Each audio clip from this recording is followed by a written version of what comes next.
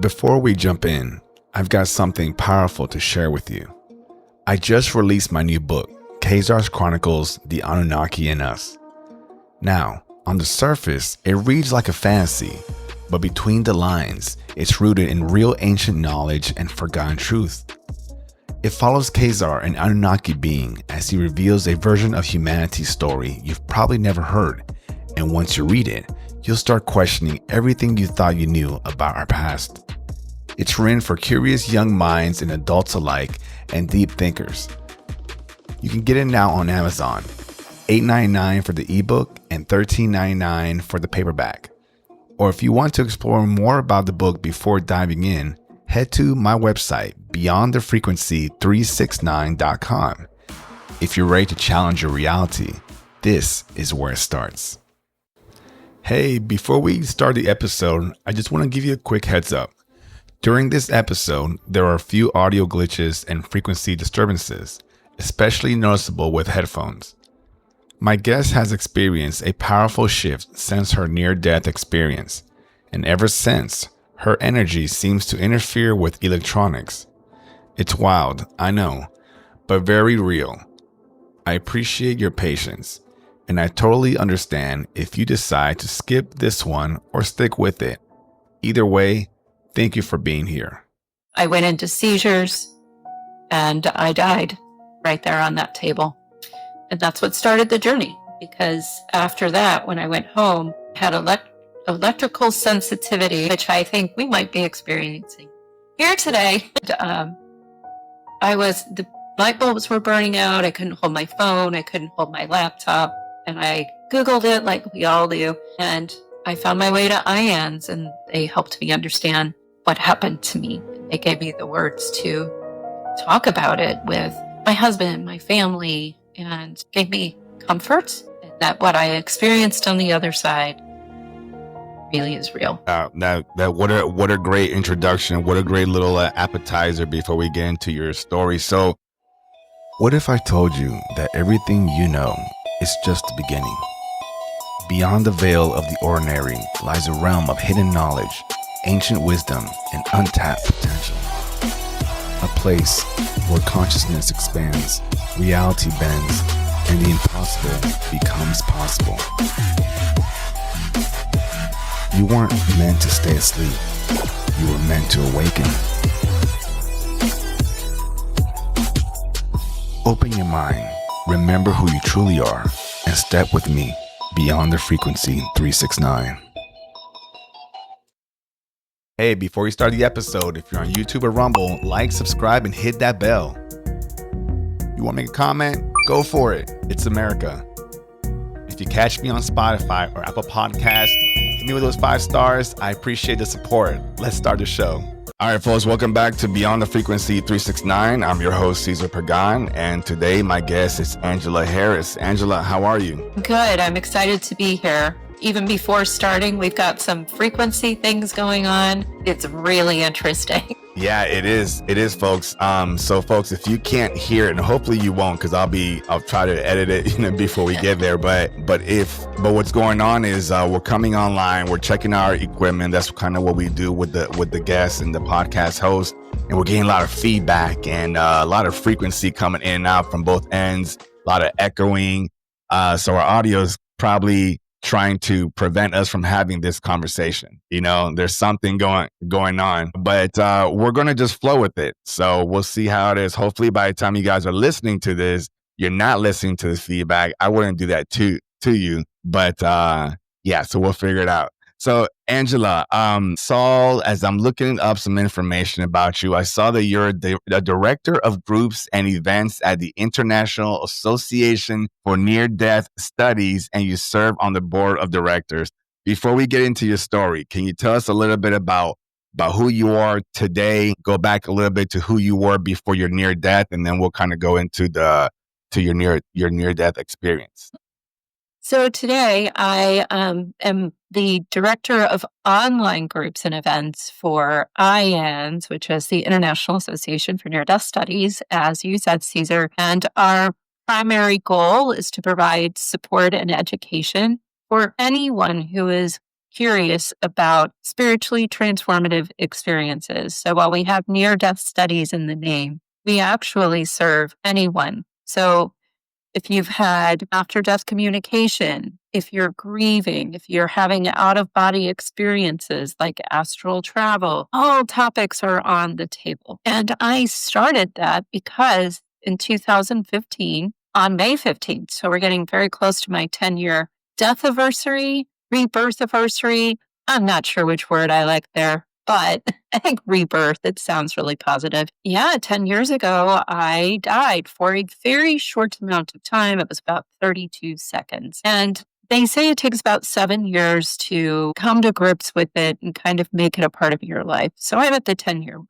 Around 5 years in, the pandemic started. And I had read more about my experience. I was becoming more comfortable with it. And IANDS put out a call for volunteers. I volunteered, and one thing led to another. And so that's what I'm doing now. I'm leading that charge of the support side and education side of IANDS. Before my experience, I was a teacher. I was an elementary school teacher. Right at that time, I was teaching 4th grade, and I really enjoyed it. My life is easy. It was definitely easy, but my husband was traveling a lot. I had 2 small kids, and I was having some anger issues about doing everything. So this is what I mean. I grew up, I'm a Gen Xer, and, we were sold this thing that I could, have a full-time job, buy the bacon, take it home, fry it up in the pan, the whole whatever Gina Tate commercial it was, and literally do it all. Work full-time, have the kids, have the husband, go on the vacations. And quite frankly, it didn't work that way for me. And I was struggling because my husband was gone like 3 weeks out of a month. So he really was not home very much and was very busy with his career. It was very successful. So my weeks were going to school, working full time, and then I was getting groceries while my kids were in ballet class because that's when I had the time and energy to do it. And what I didn't know is that I was struggling with an illness. So I have something that's very much like Parkinson's. It's called essential tremor plus. And so the afternoons would come and I'd be in the classroom and I didn't feel well. And I was having trouble with my memory, having trouble figuring things out. And one day I just decided to go to the school nurse because I really felt it was like, I got to do something about this. And she took one look at me and she said, "Oh, look good. Can I take your blood pressure?" I don't think she said the "you don't look good" part. I don't think a school nurse would say that, but that's the read I got off of it, right? And she's saying, "Can I take your blood pressure?" So she took it, and normally my blood pressure would be like 116 over 85, pretty low.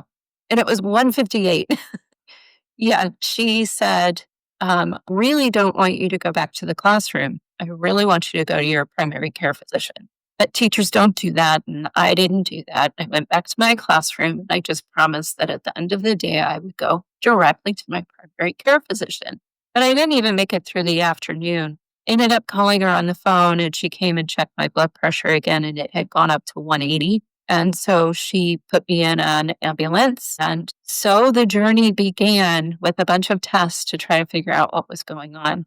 It wasn't a heart problem. It turned out to be a neurological problem. Luckily, I did go to a neurologist, and about 2 years later, because that's how long it takes to get on a tilt table, I had this tilt table test, which gave an absolutely perfect answer for them.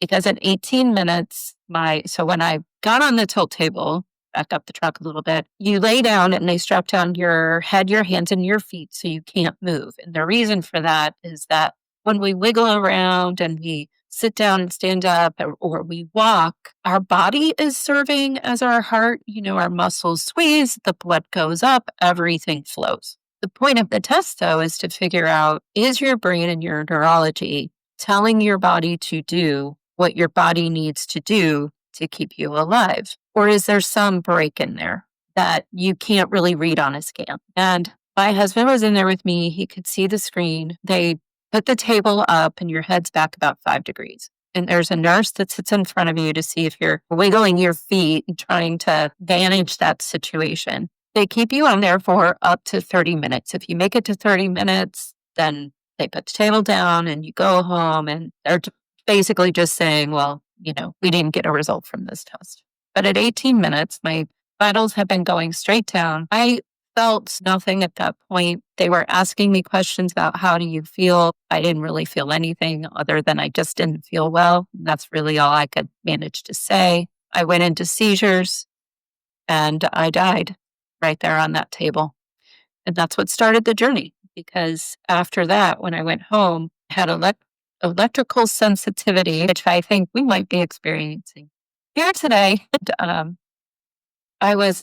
light bulbs were burning out. I couldn't hold my phone. I couldn't hold my laptop. And I Googled it like we all do. And I found my way to IANDS, and they helped me understand what happened to me. They gave me the words to talk about it with my husband, my family, and gave me comfort, and that what I experienced on the other side really is real. What a great introduction. What a great little appetizer before we get into your story. So talking about this feedback that, that we're dealing with here, ever since after the NDE, has this been like this to this day? I mean, outside of this. Yeah, I definitely have electrical sensitivity issues still. So, like my phone, I have to have a glass screen, I have to have a leather cover to be able to use it. And there are some days where I just don't even want to be around it. My desk area here, I have leather and wood over everything that I can. And yeah, I was just sharing with Cesar that I have a very deep connection with nature and trees. And a couple of years ago, they cut down a bunch of trees in the neighborhood. And I was very upset. And the internet was going out. Every time I try to have a meeting, I couldn't. So I definitely have this feedback issue thing going on. And yeah, what you're experiencing today, probably me causing Yeah. it for some reason. Yeah. So you haven't, and with you mentioning just now some reason, you still don't fully understand it, I'm assuming. Yeah, I mean, I work in this space and I listen to a lot of people talk, and I'm really interested in, what's the physics behind this? What's going on? And some people work in sound, some people saw things with sound. Lena Zafari is one of those people. So there are people out there researching and looking into it. What I think I understand about it right now, and I hope I understand it better over time, is that, I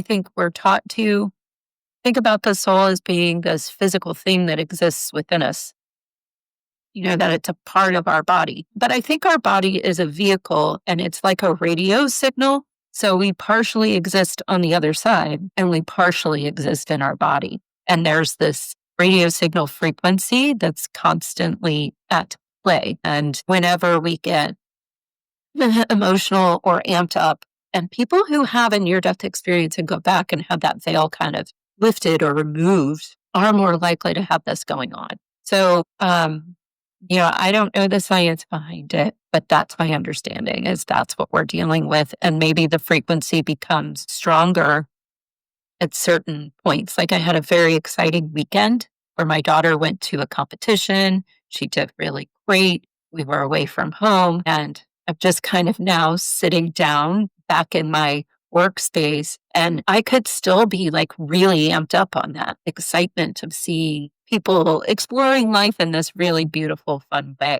So I'm sorry, Cesar, that we're experiencing this, but it seems right for beyond the frequency, right? Yeah, absolutely.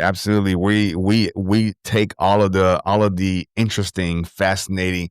I don't really like to ever really call things weird, because what's really weird, right? Right. What's weird and what's normal compared to what, right? So this is all fascinating, interesting.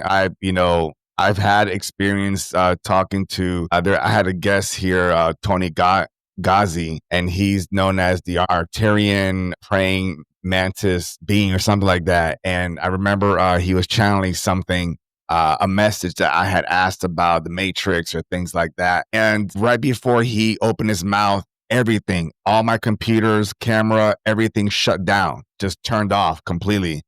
And it was weird. My internet restarted, all this stuff, right? And when I got back on, to the video recording software that I use here, I was like, oh shoot, I lost everything. Like now we got to start over or do something. And Angela, it was still recording. Wow.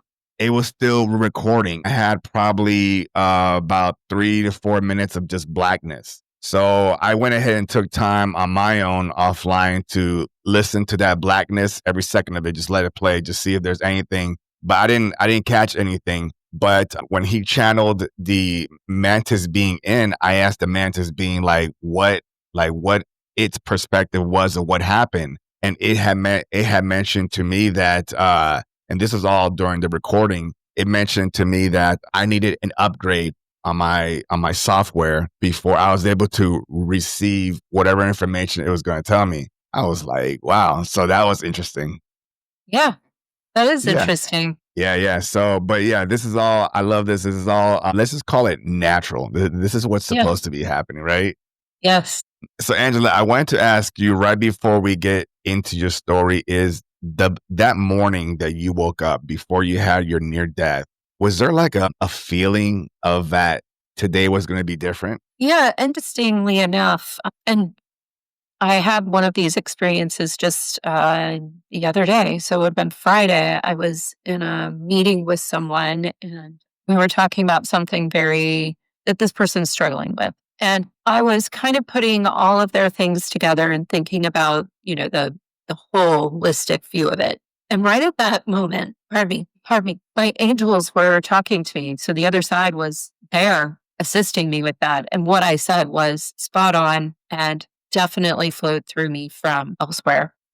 I get this feeling. So it's different for everyone who kind of, we all channel. I'm not saying people who channel, people who are tuned into the frequency and get their messages, right? So I'm tuning into the frequency. And when I feel the frequency, it's like there's some pressure in my body. And it's like the sounds dim a little bit, the lights dim a little bit. I feel some pain in my body and I feel them. It's like their hands are on my shoulder and they're saying, listen, please listen. And I listened and I let their words flow through me. And then there's this release and I just feel better again.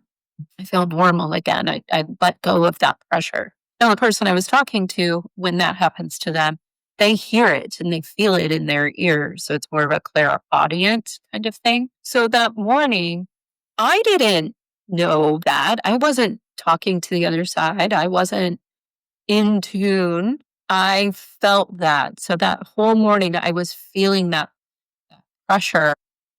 After my experience, of course, it all released.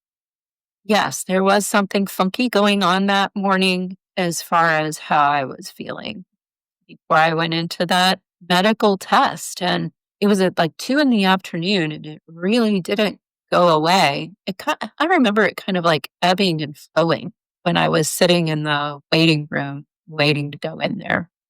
Yeah. Good I question. appreciate. No, I appreciate you. I'm glad that you remember some of these things, and sometimes going back to that moment, sometimes you might remember something new, right? So I appreciate that. So let me, I know a lot of folks here are like tuned in because they want to hear your story. So without further ado, if you can go on into your story and if you don't mind, if I'm going to do my very best to let you finish certain things, but if there's something that stands out in your story, I may just ask you like to clarify something there for myself and maybe for the audience as well. Absolutely. I like a conversational way of doing it. So that's great. Okay. Yep. Yeah. So, I explained that I was on the tilt table and my vital signs were going down and I went into seizures and I didn't know that I had gone into seizures. I only know that because my husband and the doctor told me when I came back to my body. So I just remember the doctor saying, we really need you to talk to us so that we can understand this better.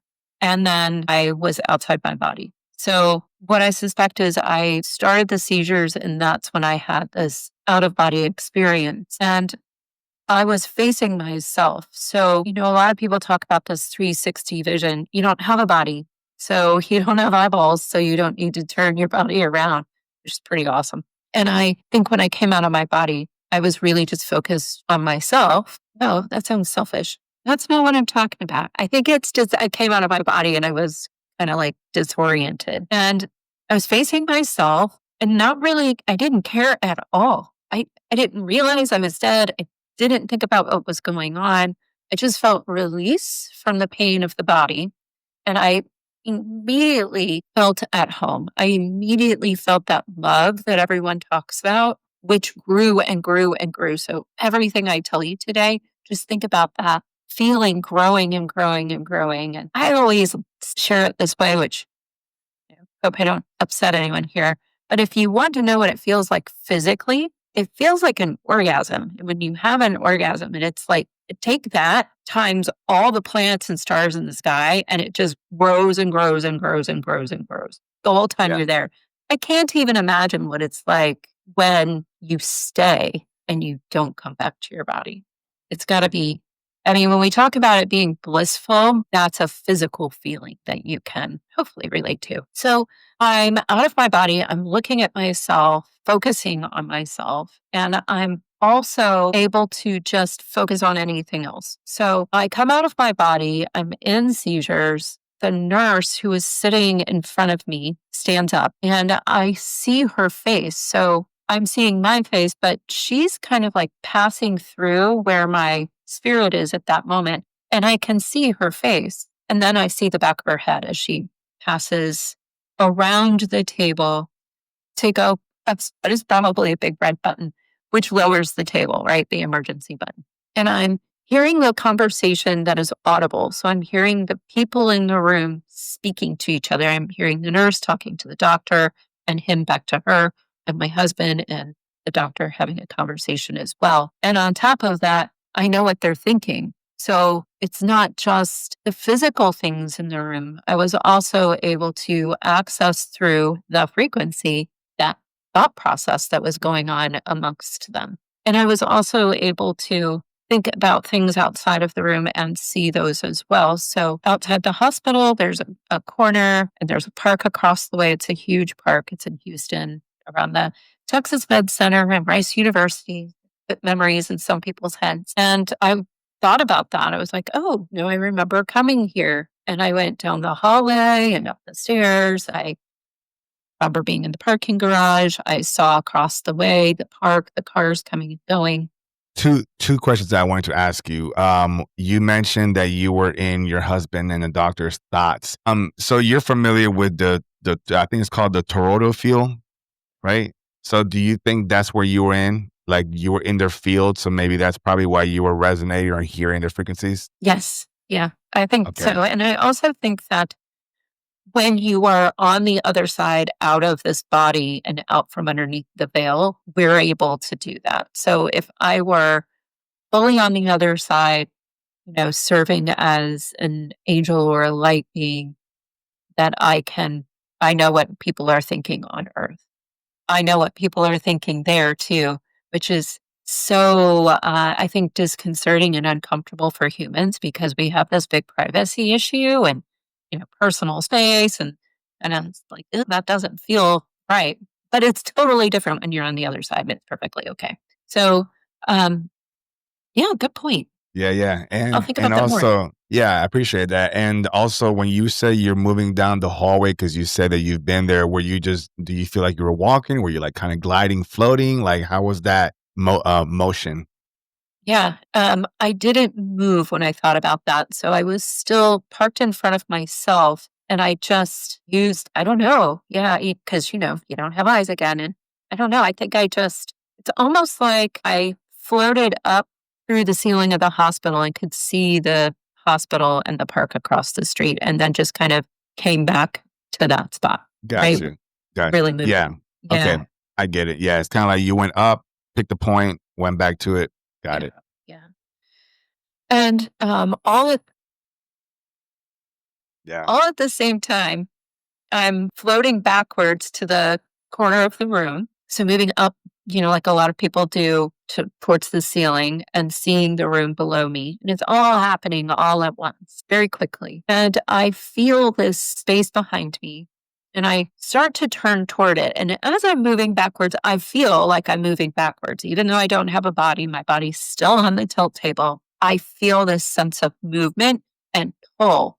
like I'm being pulled backwards from my core. And I start to turn my attention towards this thing that I feel over my shoulder. And it's this black tunnel like space. I call it the velvety void because it has this shimmer to it.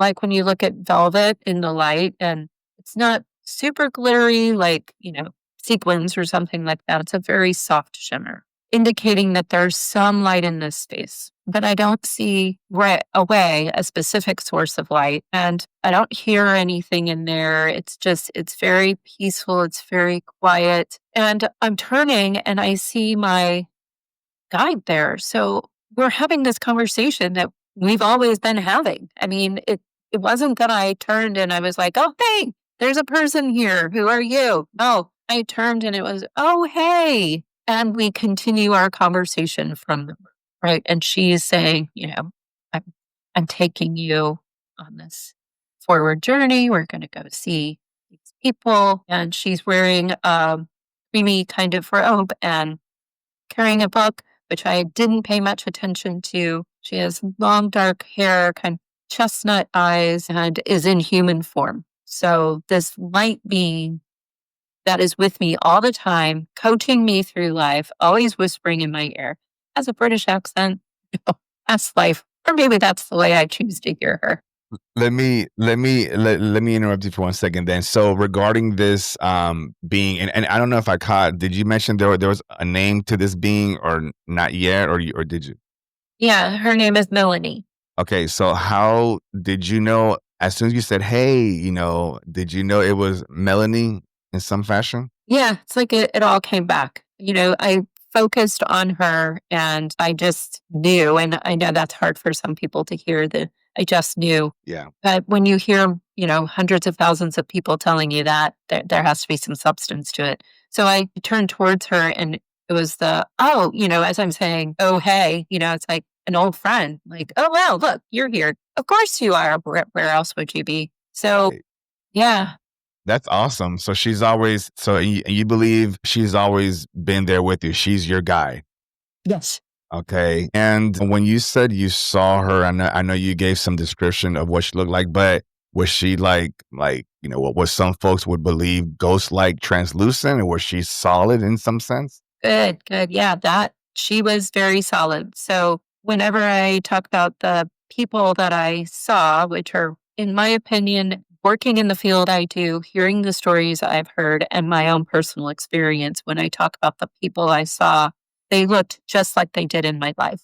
So if I remember them in my mind, that's the way I saw them. What's going on there, more of the physics part of it to me, is that that's how I perceived them, even more than them presenting to me. I think when we go home and we arrive there, especially if you're in a near death experience and you're not really fully like you're staying, I think that we see what we need to see in the way we need to see it. We perceive it in a way that's safe for us and protects our personality, our psyche, all of that comes with our soul. So I saw her as Melanie, this beautiful female friend, even though really she's a light being with no gender. And I don't know what her real name is because I'm veiled and I would love to hear that at some point if she wants to share it.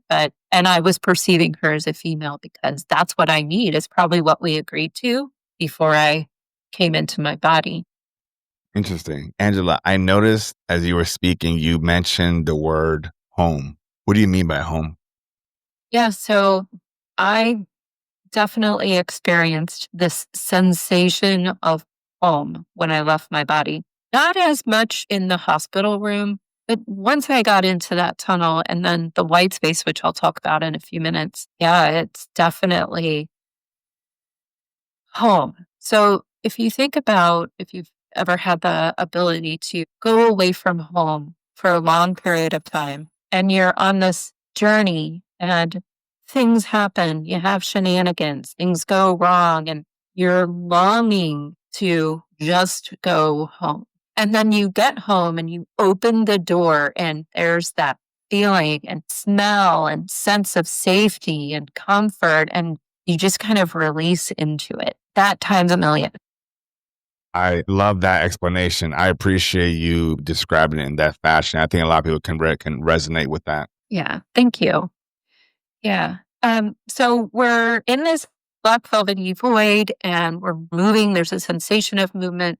There's no signs of ceilings or walls or floors. We have a body, but I'm not walking, more like floating. There's this light ahead and it grows and grows and grows. And we go into the light really very quickly, even though, it started as a pinprick. So it seemed to have, if there is distance, some great distance, but we very quickly approached it and entered it like when you enter a subway platform. So you're on the train, it's dark, and then the light comes and surrounds you. That's what it was like. And I enter this space. There's no door, and from the outside, there's no indication of anything. It's just white that you enter into softly, gently. And in this space, black disappears. So if I turn my attention around to where I just came from, there's no indication that there's anything there. I'm just in this white, soft space that's like being inside of a giant cotton ball. It's very soft and cottony, ethereal, no floor, no ceiling, none of that again, just kind of surrounded by and floating in this white space. And in the white space, there seems to be kind of like a hallway. That's the only way I can describe it. There's nothing there to indicate a hallway. I just felt it. And I go in with Melanie and we kind of stop about a third of the way in. And my family and friends are there in front of me, like as far as the eye can see.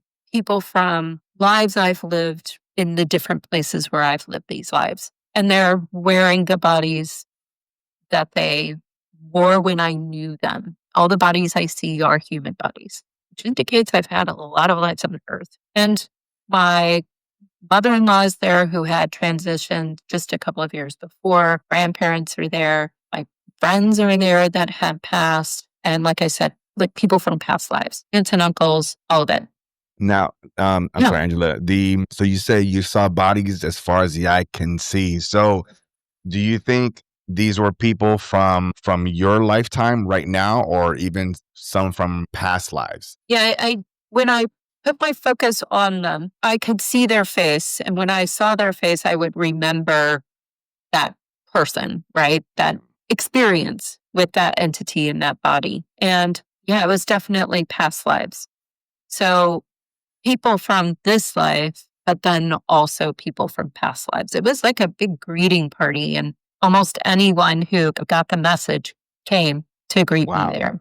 What a beautiful thing. So like, a lot of us, as we live in and we experience this realm, a lot of us we feel like we are alone, right? We're Yeah. separated from people. There's no one understands me, no one's, here to help me. But then when you have that perspective that you just talking about just now, you have as far as the eye can see of people that are there for you, cheering for you, and wanting you to succeed in this experience. So I appreciate you bringing that to light in this conversation. Please continue. Yes. And to expand on that, the other aspects of my experience, I remembered that, yeah, we are never, ever alone. When you think that you are talking to yourself, Melanie was proof for me that I'm not talking to myself. I'm talking to my spirit family on the other side. It expands as far as you want it to expand. You don't need to. I think it helps us in our human bodies to meditate. I think it gets us in the right space spiritually and mentally. But I don't really do that anymore. I have a conversation with them all day long. I'm kind of meditating and speaking with the other side constantly. We all are. It's just, putting yourself into that space. And then when I talk about my life review, here's the real beautiful part of that.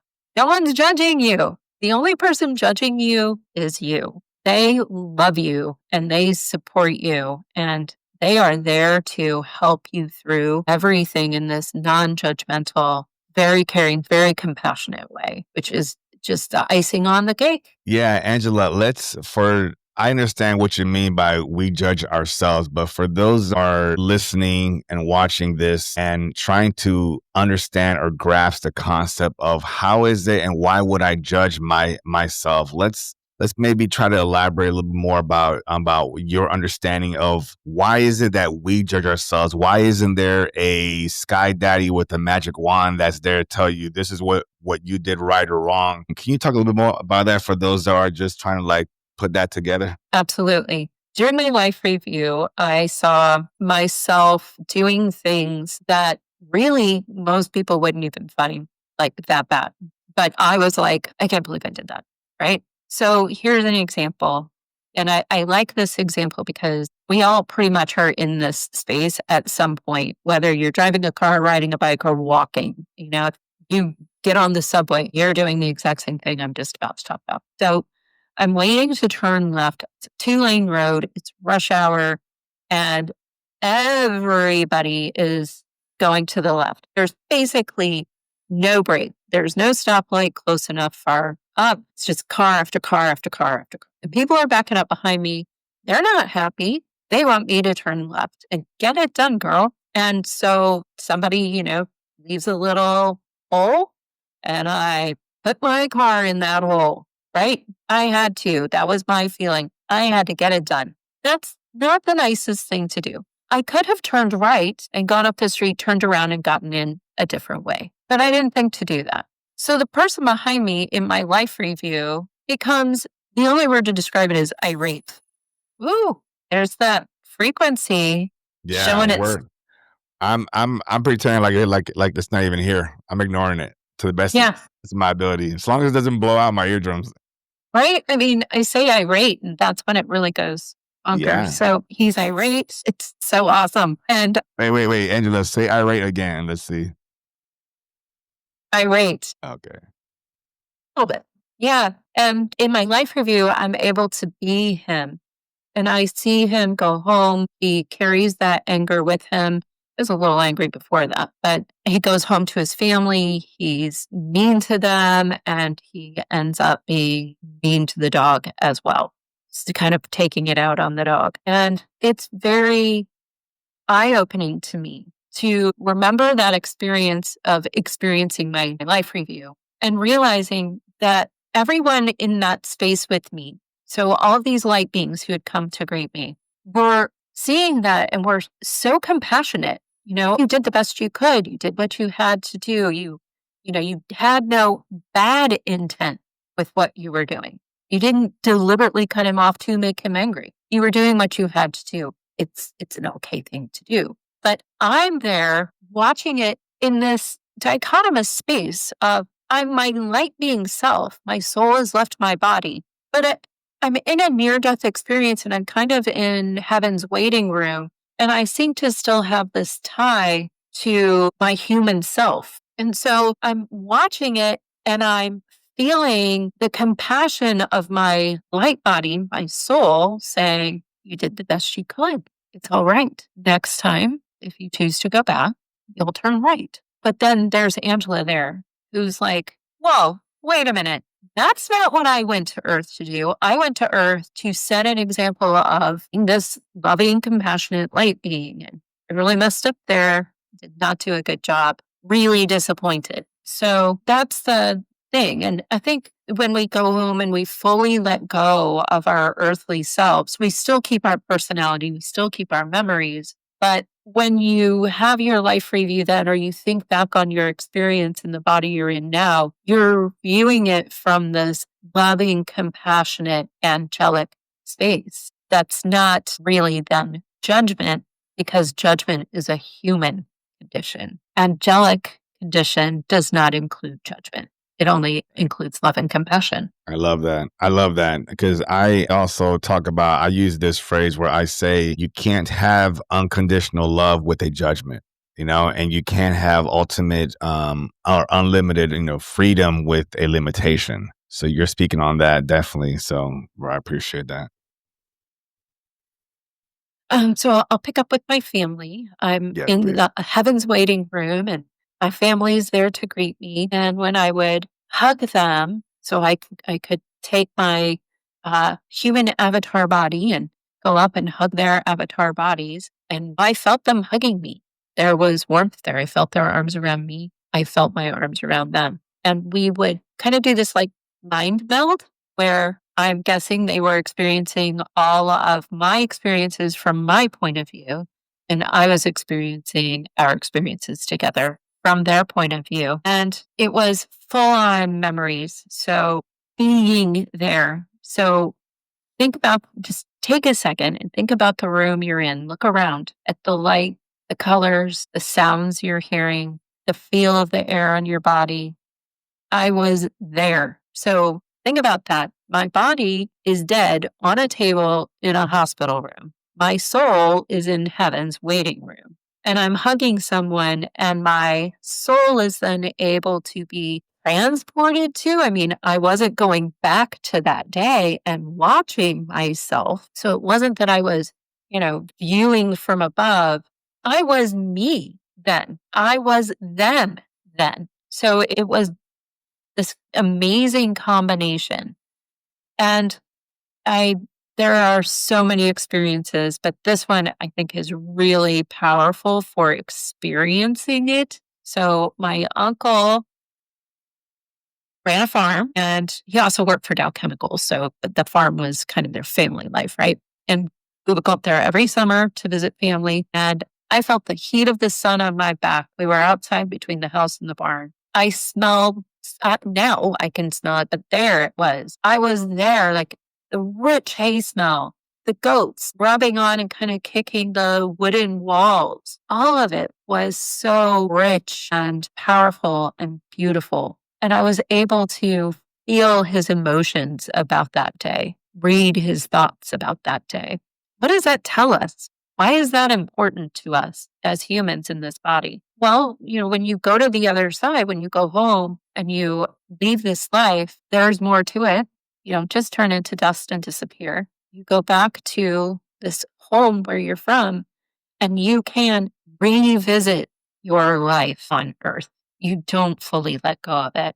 It is always there for you to enjoy. And so I think it's very important to make sure it's enjoyable, that when you think back on your life and your interactions with people, that they're happy and peaceful. And that takes you right back to that whole life review thing and life's purpose. But I love that you said that, because for those that are listening, whether they're driving or they're washing dishes or mowing the lawn or just sitting on the couch, just kind of, watching this, I hope you guys are just considering what she just mentioned, that let's just go with it. And let's say, yes, you leave this existence, this human experience, and you go to home, as she mentioned, and you have the option to come back and relive any moment of this whole entire experience. Let's say you had a good 80 years, right? So you're able to come back and experience any part of those 80 years. What Angela is also saying is, try to do good, try to, give people that good feeling, share the love and be kind. So when you come back and experience any of those, more than likely, let's say 80-20, you're going to have a lot of good experiences, Now, not saying, and Angela, let me ask you about this regarding also the bad experiences that we have here. How do you perceive those? Are those bad, or are they, good lessons to have learned? Like, how do you view those experiences compared to the good ones? yeah, I mean, we all come here to try to be the light being and to remember who we are. So do we come here to peel back the veil? No, not really. We come here to be human, but in the humaning, our intent when we're planning our lives on the other side is to be as loving as possible. And for me, it comes down to kindness, to always choose kindness, to put kindness first, not just for other people, but for yourself. Because if you can't give yourself kindness, it's just not something you're going to be able to give away as a gift. So that again kind of goes back to that life review experience of we are going to make mistakes. When we're born and we come into our body, we forget all of it and we become human. And you have been subjected to conditioning ever since you were born. So this veil comes down and you forget. which means that everything from that point forward is what you experience here. So if we remembered we're this angelic light being while we're here, our lives would be totally different. And we're planning our life and we're trying to grow and learn and have this like totally rich experience, which would be completely different if you totally remembered who you are. So we forget. That's part of what we come to Earth for.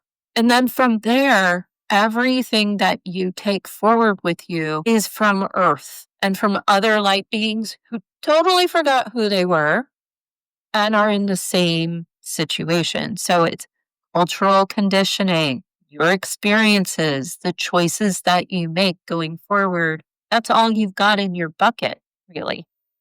So you then, when you're looking back from the other side, understanding of that and compassionate and kind, and you kind of let go of this judgment that we have of others and ourselves. I feel like I got off track. Did that answer your question? No. You are completely fine, everything. And I also want to, folks, some people like to hear stories a certain way. Some people like to hear stories just all the way through, no interruptions. But I think it's important to hear someone's story and then ask questions during to kind of clarify some of those things too. So again, can't make everybody happy, but I think this is probably the best way to kind of, break down and dissect this story that isn't really like a mainstream, experience, right? We need to kind of like slow down, digest the first piece, chew it all the way, swallow it, and then go back for the next bite. So I think that's how we're going to rinse and repeat this situation. So Angela, please continue. And I hope you still remember where you left off so you can continue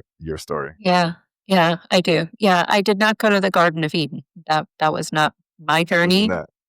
And I think it's because I kind of had some of that cultural conditioning, like I was just talking about. I went to church with my grandmother on Sundays during the summer. I didn't really listen much. It was more there for the coloring and the puzzles and things like that because I was little. And my parents didn't talk about religion. So I think when I went home, it was just kind of like, oh, the basic. That didn't have an overlay. That's interesting. And actually, in that, when you mentioned church, let's give kind of a baseline for those that might be even curious. Like, are you religious or are you spiritual? I'm spiritual. Okay, but were you religious before? Yeah, no. So I took a comparative religions course in college. Loved it. And I would say my core beliefs aligned with Hinduism and Buddhism. I definitely did not adhere to, I believed there was Jesus.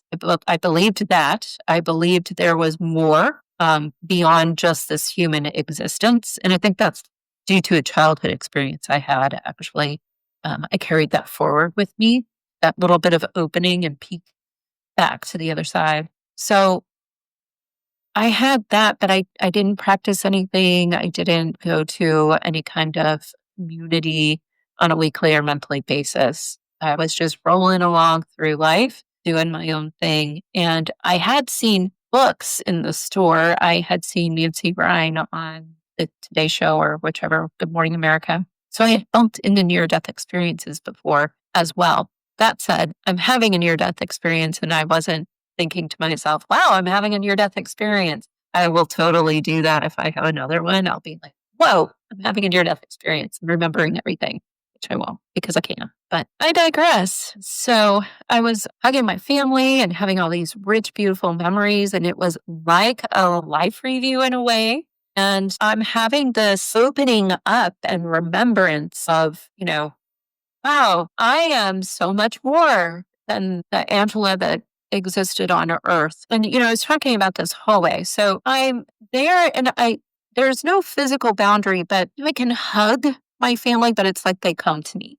It's like there is a barrier there sort of that I can't cross. And I have to kind of stay in this one kind of home base in this white space that I'm in. And as I'm there, I'm feeling this flow like a river of information passing through me. And I think of something and I immediately go and experience it, see it all over again. Did my body physically move? Well, here's an example. Or my soul, my spirit, my light being, my avatar, where I came in. So between me and the passageway, doorway where I came into the room in an orientational kind of way is Melanie.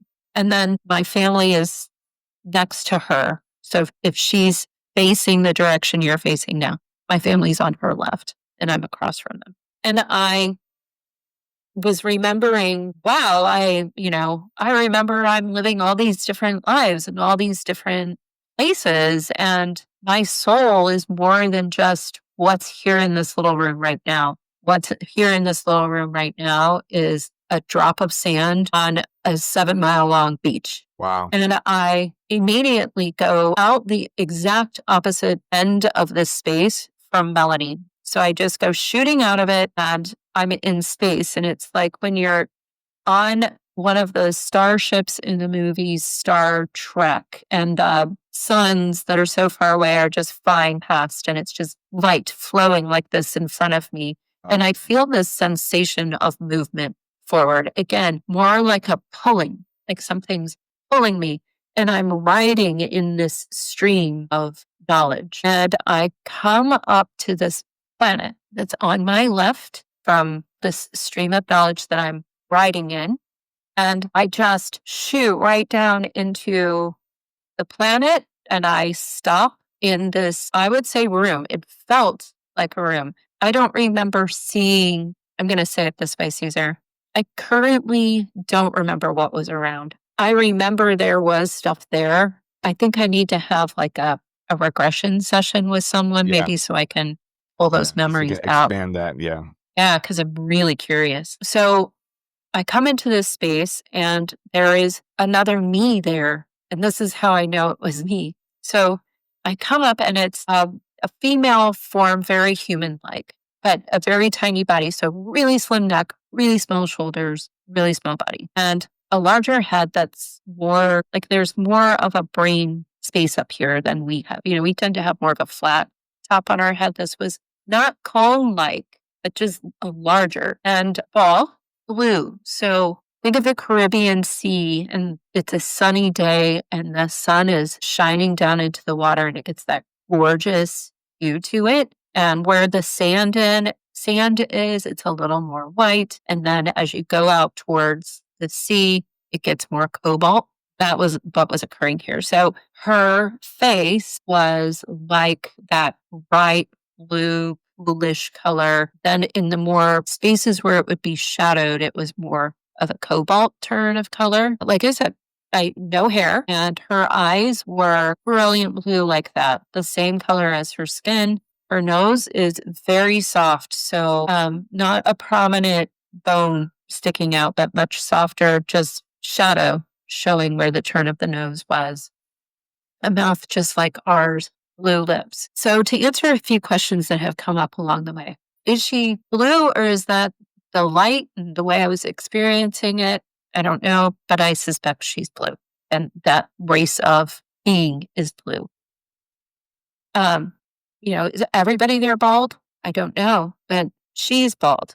Is everybody there super small body like that, kind of like a gray almost? No, I didn't see anybody else. But if I have a past life regression, that's one of the things I'm definitely going to try to hunt down. Yeah. And she turned and looked me right in the eye. And I wonder to myself now, how often does that happen to me here in my body and they come and visit me, which they have. She looked me right in the eye. And again, it was that you just know, it was like, oh yeah, here I am living another life on another planet. How cool is that? And really, it was so fast, Cesar. It was like, come in. She turns and looks at me. We're like, and I'm out. So come in, see her. She turns and I'm already moving backwards. I think because it was me asking that question of, yeah, I'm living these other lives. I'd like to see one of those. And I did. And I'm moving backwards and I get back into this stream of knowledge, my little astral canoe, and I swoop along. And I remember passing through what was like a dimension, just this shimmery wall and feeling, still moving forward.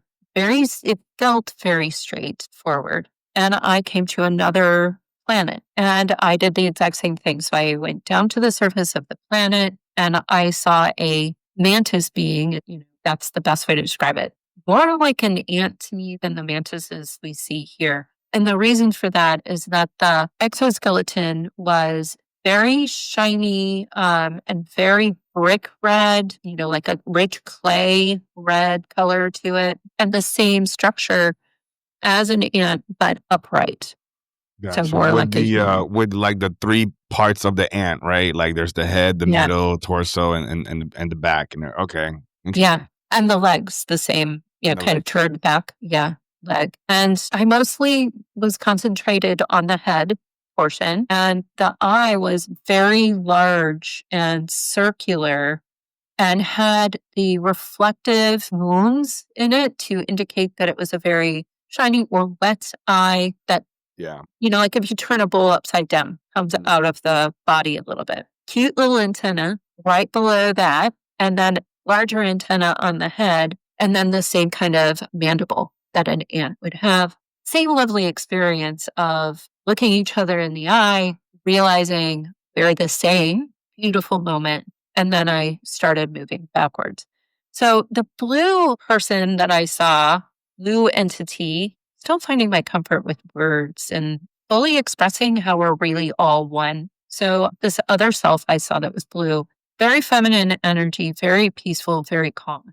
The mantis being or ant being that self of mine, much more masculine, militaristic a little bit in there. I saw some what might be armor on the back. I don't know if you guys know that paper Chinese armor that they made in sheets or like shingles on a roof, Okay. black Yeah. things stacked on top of each other.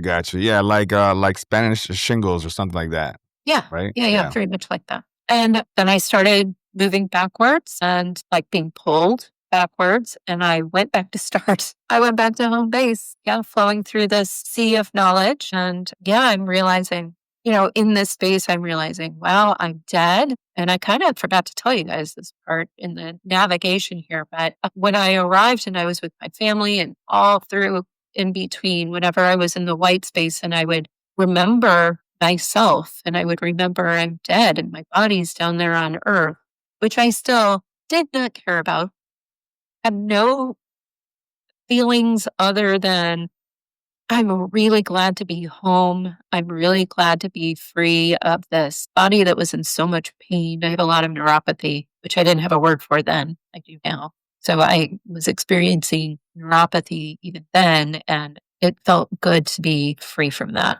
So you weren't sad. You weren't like, oh my gosh. You just were like, all right, well, that happened, right? Wow, Yeah. that's interesting. And why do you think that is? Because okay, you made a comment earlier. You were saying that when we leave the body, you were still you. Yeah. With your memories, with your thoughts. So, but dang, how do I word this? But if you still didn't feel anything for your physical body, I guess I'm asking, were you actually you, or just I'm trying to figure out why you just didn't connect, why you didn't feel anything for that. Like you say you were you completely, but you didn't care about you physically. See, maybe you can help me out here. I don't know. Yeah. So I didn't really care about my body because I was on the other side and I had let go of this life. And I'm in a space where time doesn't exist as we know it here. So I have no tie to time. When I think of my family and I see my husband, in the hospital room, a little portal opens up in the white. I can see him in the hospital room. A little portal opens up in the white. I can see my kids. Wow. There's no time for me there. Then it's like there's all of time available. And so when I see them and I think about my life here, it's so short. It's like raising kids. The days are long, but the years are short. And so I'm looking at my family and I do consider, well, if I don't go back, what are their lives going to be like? And I'm able to see that. I'm able to see these different paths that they're able to take. But when I'm looking at it from the other side, it's literally like the snap of a finger. They will be home almost instantaneously from your perspective from the other side. And their lives here are a play. It's a playground. And even if, here's a pretty brutal example. Even if Angela gets hit by a bus and my head pops off and there's no possible way for me to get back in this body and make it viable, it's okay. It's painful. It hurts. Yes. People are left here and they're hopefully going to grieve me. I'm not going to make any assumptions. But we can then say that when you're on the other side, your perspective and view of everything here has a completely different take than what we give it from here, because we're looking at it through the lens of time. Right. We're looking at it through the lens of these relationships and the pain and the anguish that can come from losing someone. And I had a completely different perspective at that point. So while my kids don't want to hear me say, I didn't want to come back, I didn't, because I could see they're going to be okay. And even if they die, like they literally die, it's okay, because it's just a body they're leaving behind. They're coming home to me. They're coming home to their family, and it's okay. It's all okay.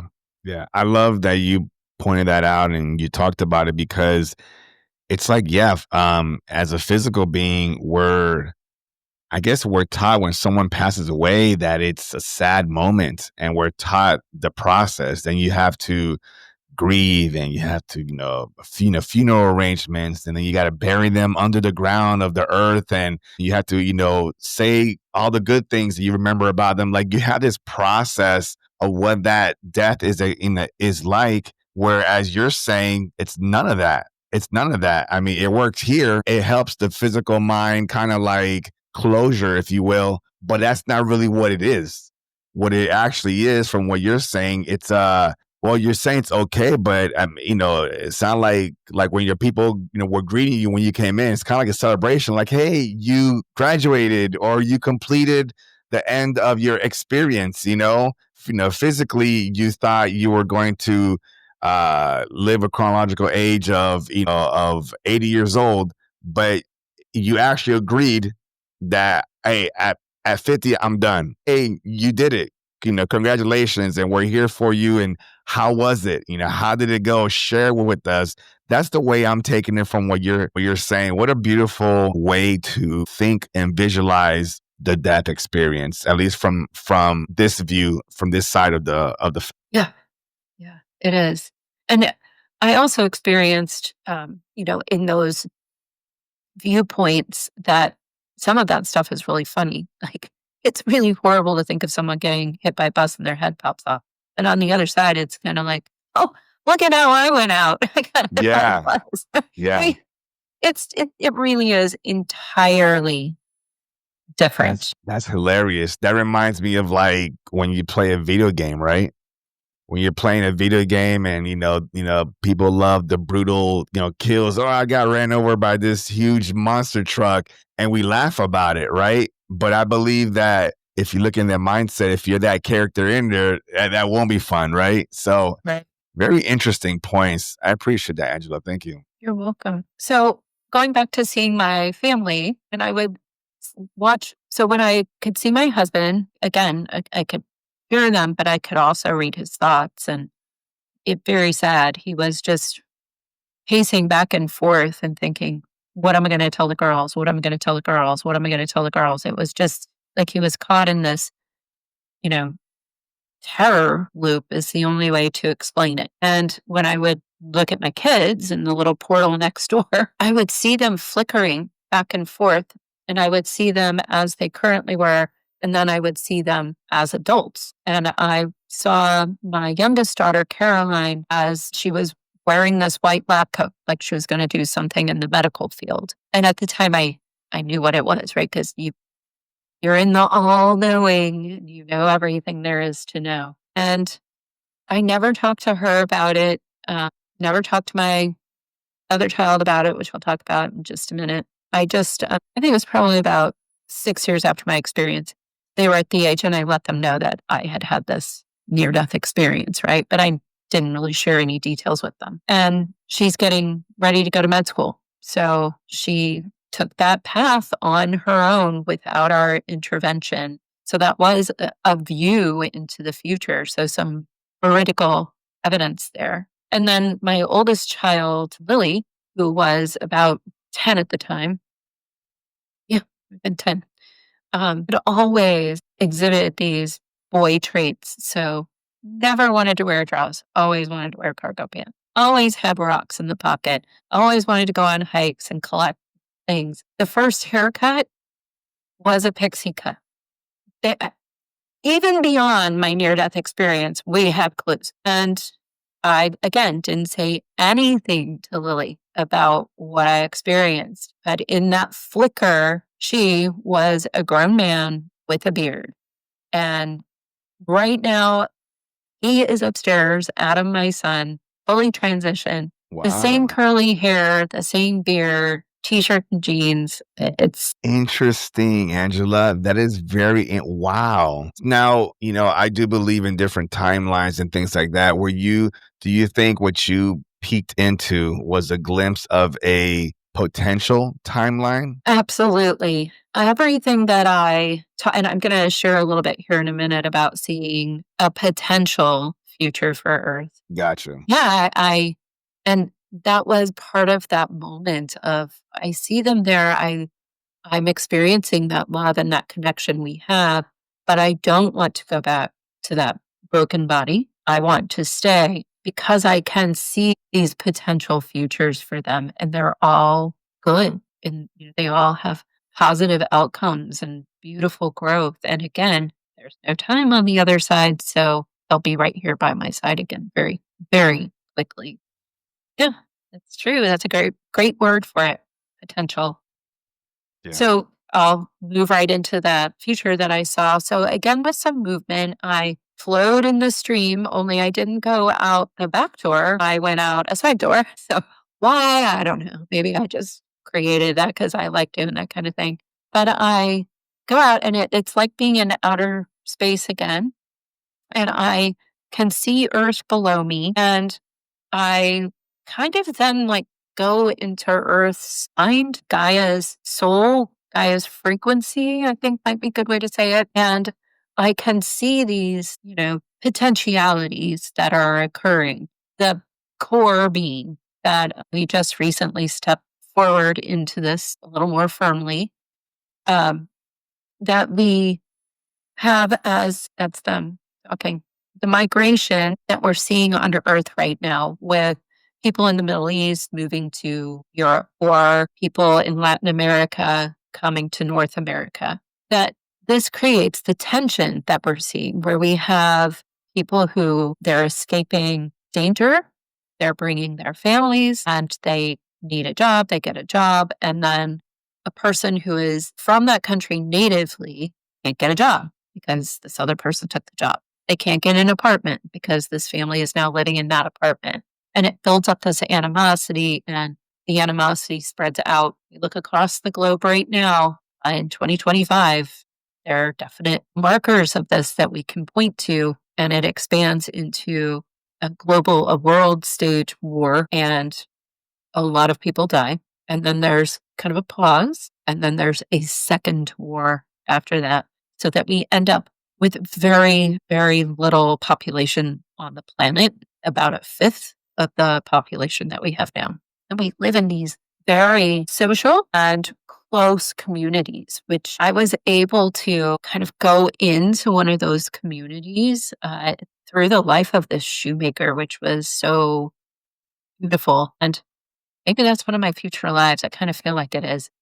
We still have phones, we still have cell phones, we still have cars, we still have airplanes. All of that happens. It's just on a much smaller scale.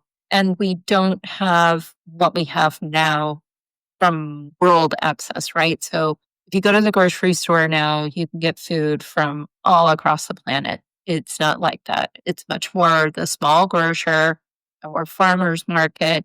We're eating the things that grow around us. Naturally, meat comes from around us. We fish more and we know each other better. So we don't, drive in and out of our garages and never see our neighbors. Instead, we actually know our neighbors, talk to our neighbors, and not by text, face to face.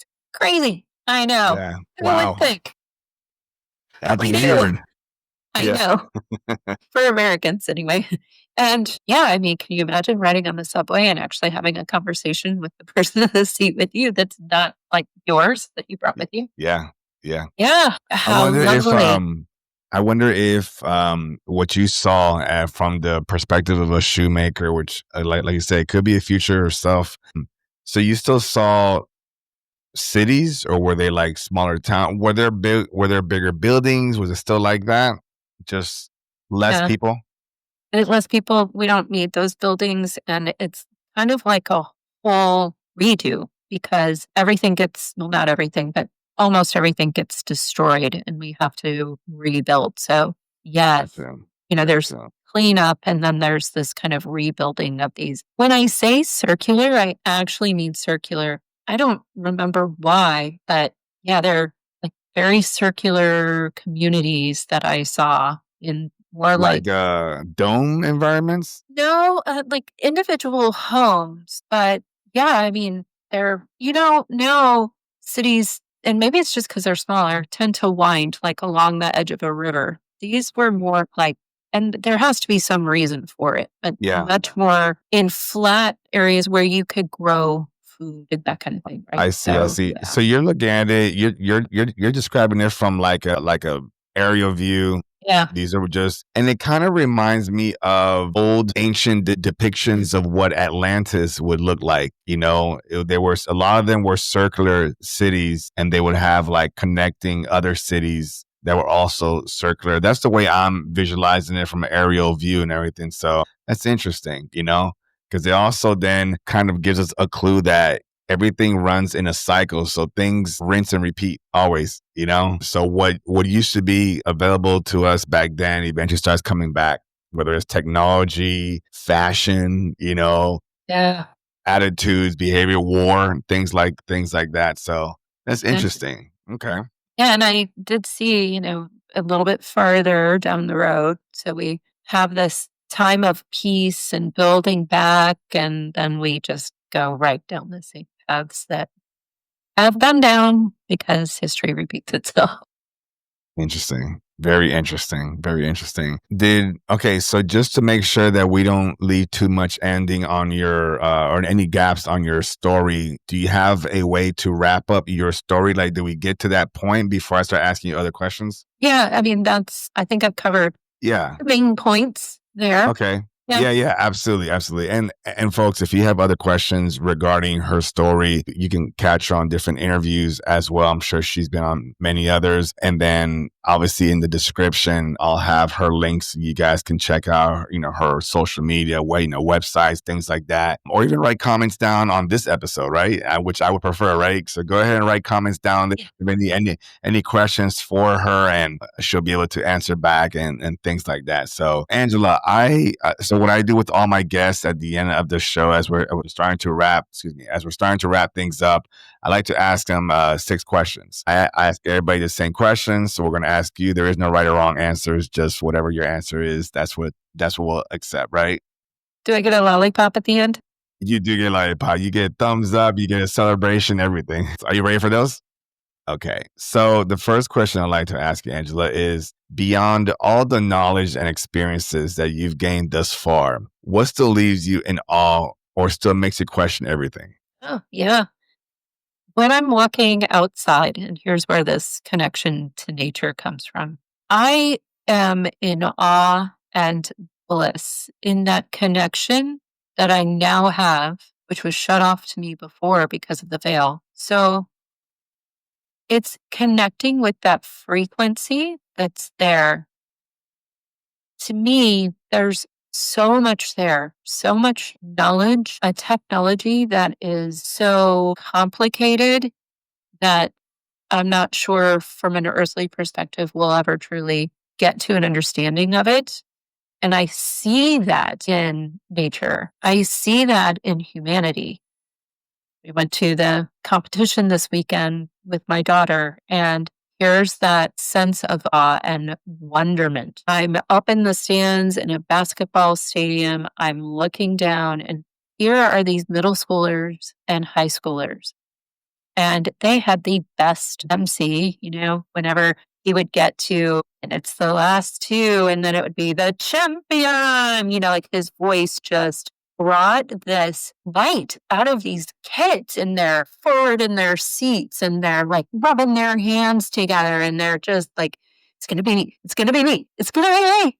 That is so beautiful. So it's that very soft bliss that we have here that you see on a sunny day when it's light flowing through the trees onto the leaves, and it's all dappled and the air is just right and it feels great on your skin. That is you backing up into your body, thinking about how you're a light being and you're jetting around on this planet in this body, and you have eyeballs to see this and ears to hear it and skin to feel it.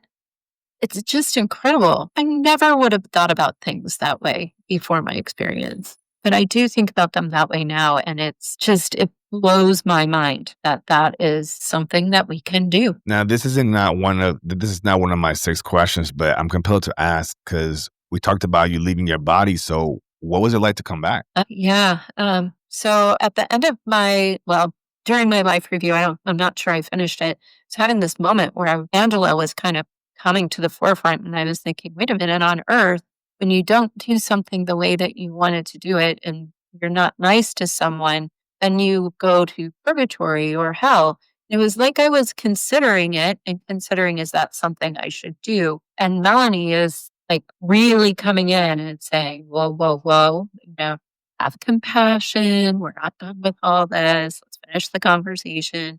My mother-in-law comes into the space where Melanie and I are and says, she can't stay. She has to go take care of the children. And I woke up on the table in my body. How funny, right? That my mother-in-law was like, she's got to go take care of the children. Yeah, go on, get.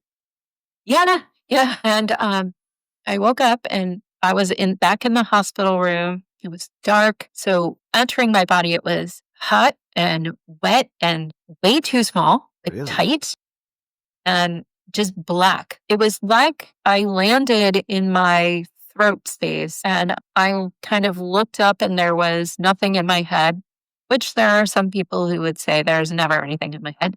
And then my body looking down, it was like I could see my arms and go through my abdomen and my legs and into my feet. And it was just flat. There really wasn't anything there. And I could feel the room and the light outside of it. So again, still having some access to that 360 vision.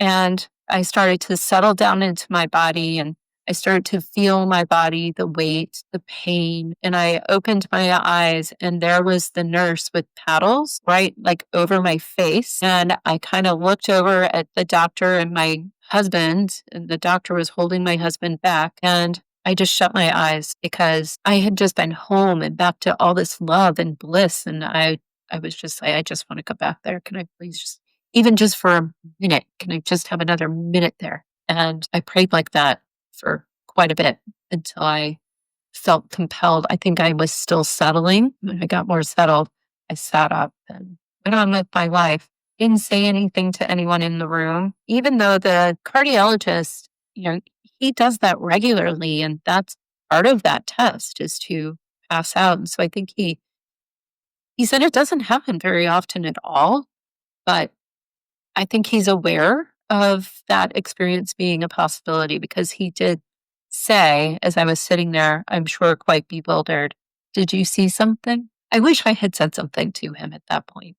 And I didn't feel comfortable. I mean, here's my husband, and I had just been on the other side with his dead mother.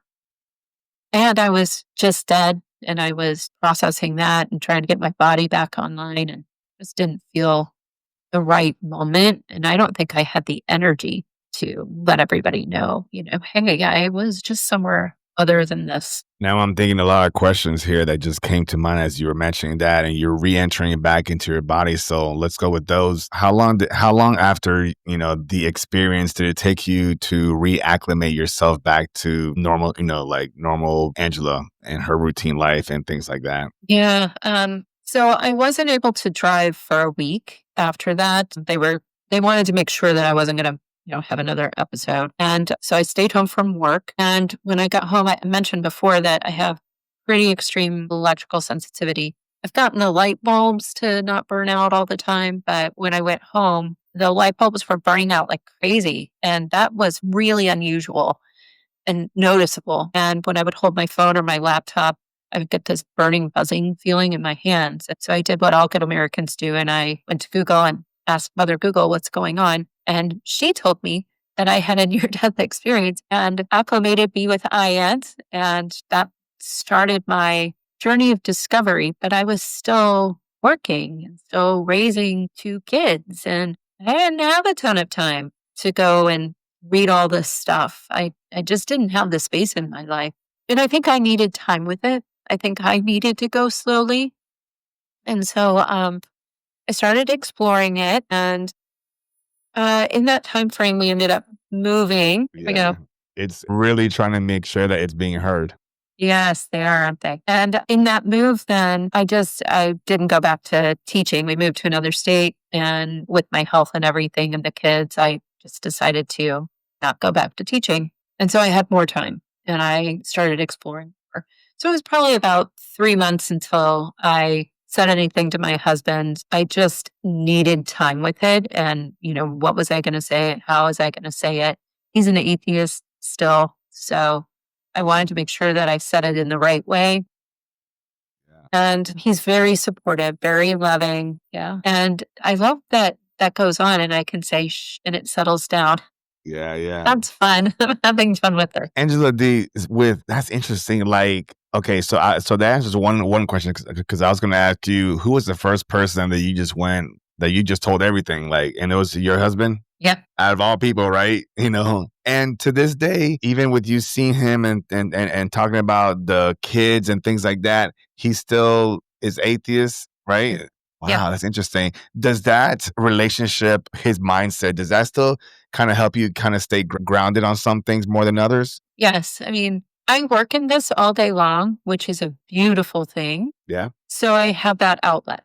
If I Gotcha. didn't have that outlet, would I want to talk about it more with him? Yeah, probably, because it's like an addiction. When it happens to you, it's everything. Everything Yes. gets filtered through that. I love that.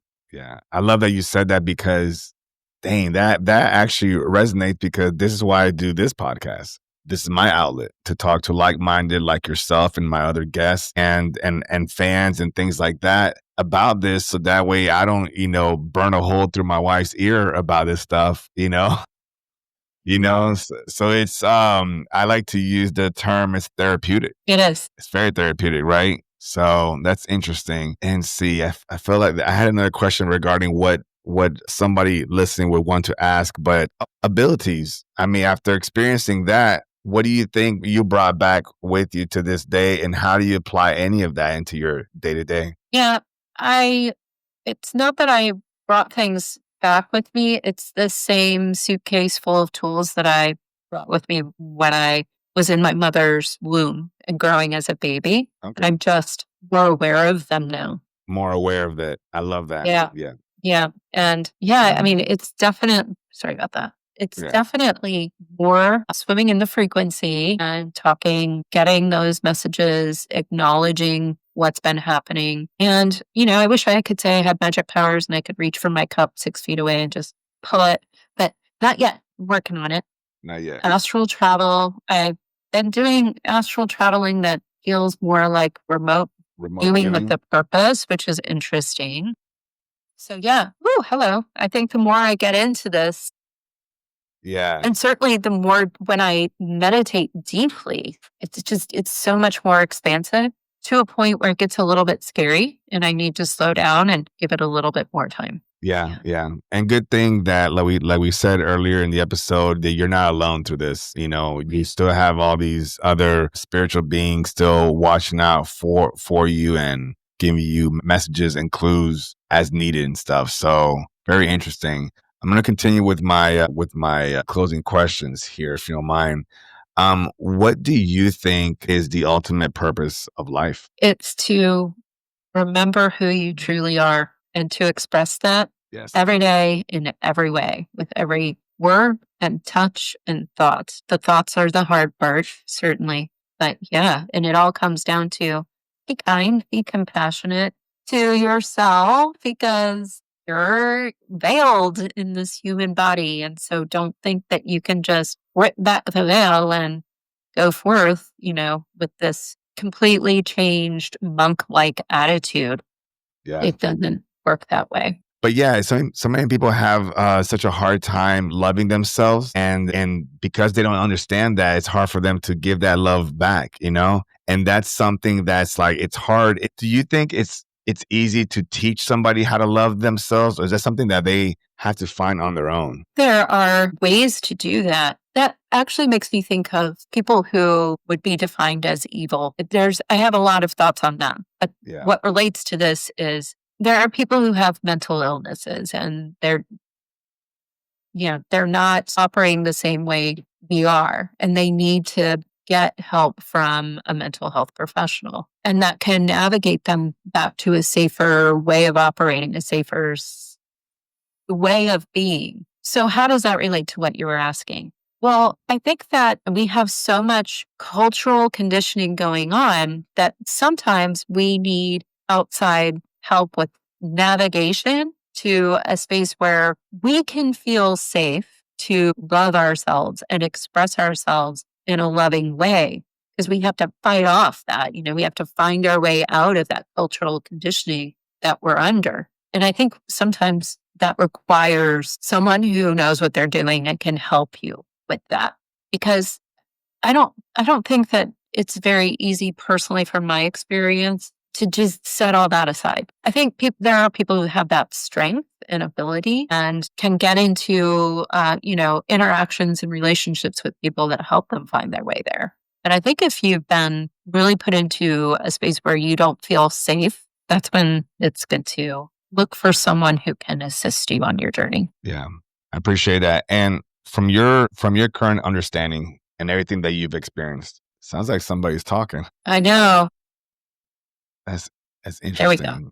We hear you, but we're not talking to you yet. Oh, dang, they didn't like that. But yeah. So based off of your current understanding, how do you define God? Yes. It is the source of all. So it's home, it's love, it's not an individual being, it is all beings. So I always point to on the Gaia channel, Matthias Stefano does the initiation series. He remembers living on a different planet as a being of a race that has access to their memories. So they're not as veiled as we are, and their lives interact within the frequency and with what we would define as God all the time in every way, shape, and form. And so that's a great series to watch if you want to get a little bit, you want to swim the deep end of the pool, so to speak. Yeah. What's that called again? It's the initiation series on the Okay. Gaia channel. Okay, I have to look that up because I do believe that. I do believe that because I believe we live in a construct, and I believe that this construct is unique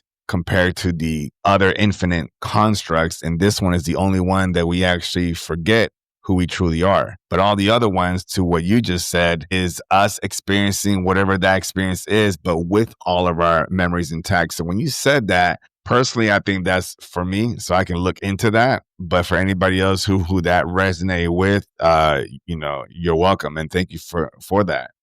Yeah, Um, you're welcome.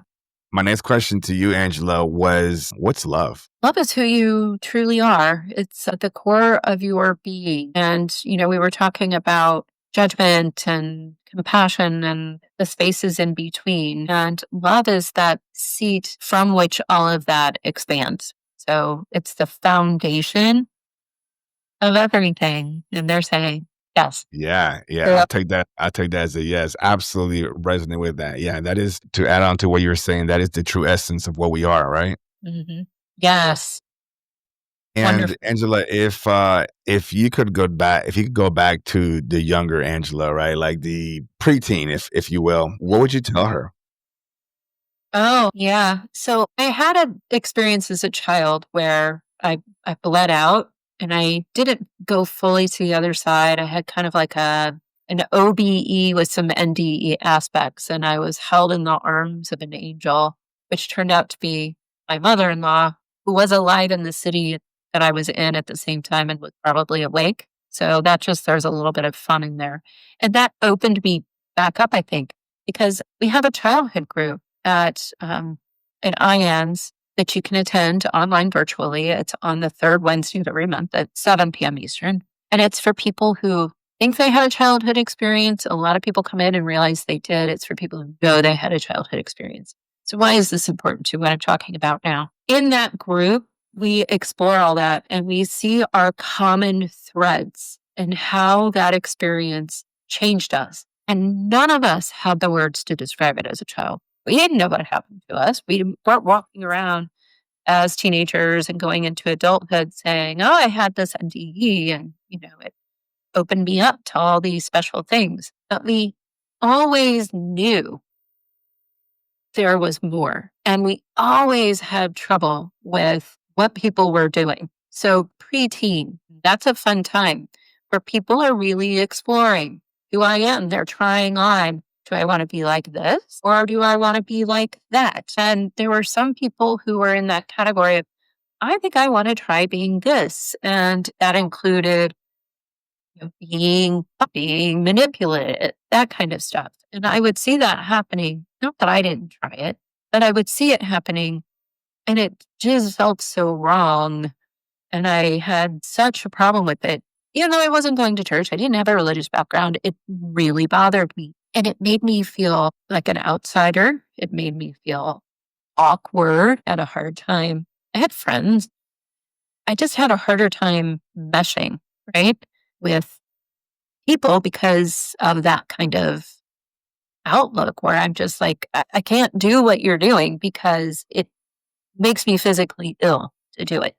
So that childhood experience really changed me. And so for me on my journey, I would go back to my preteen self and say, this is what happened and is happening, and enjoy it and embrace it rather than wondering what's wrong with me. Fall into it and be compassionate with yourself. Yeah.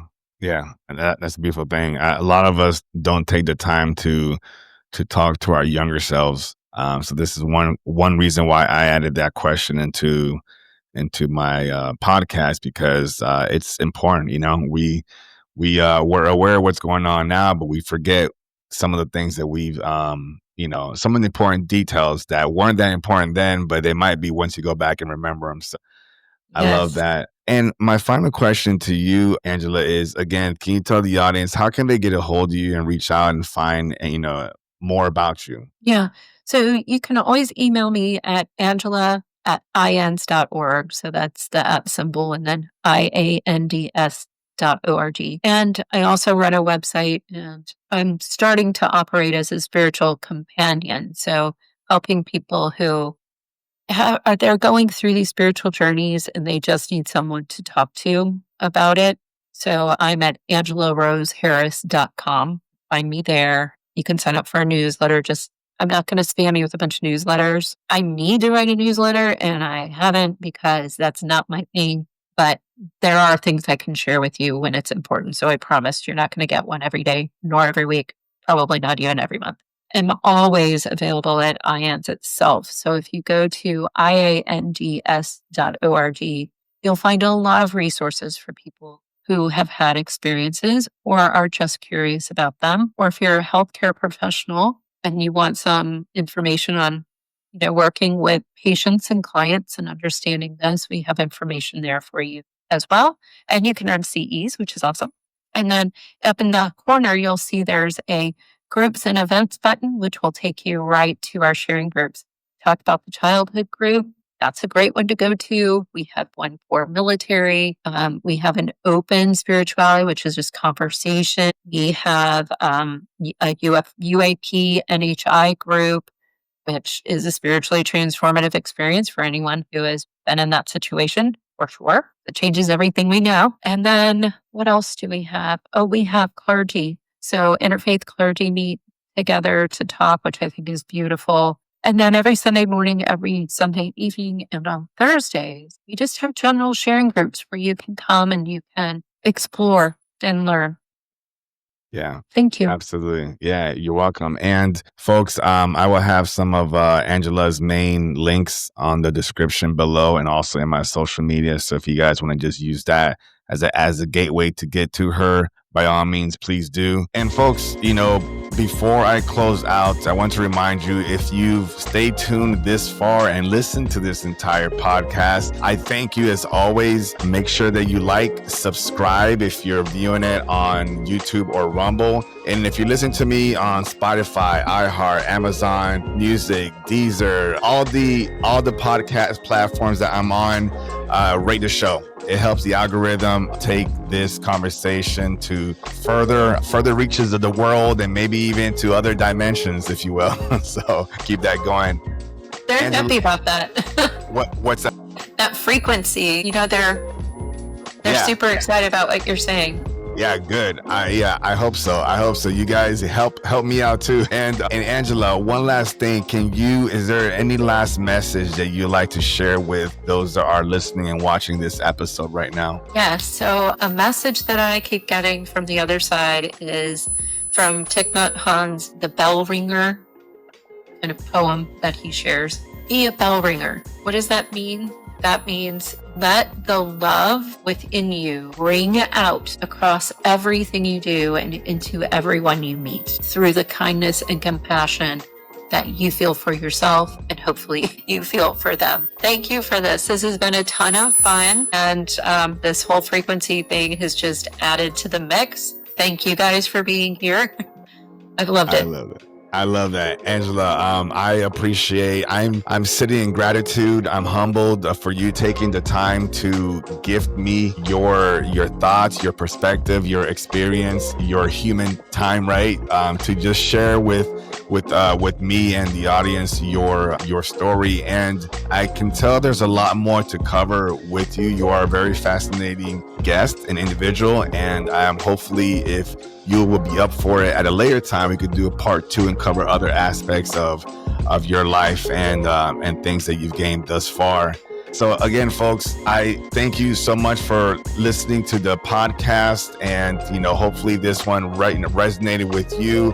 And if it doesn't hit you, find another one. I got plenty more on the website and stuff. But just the fact that you're here, I thank you.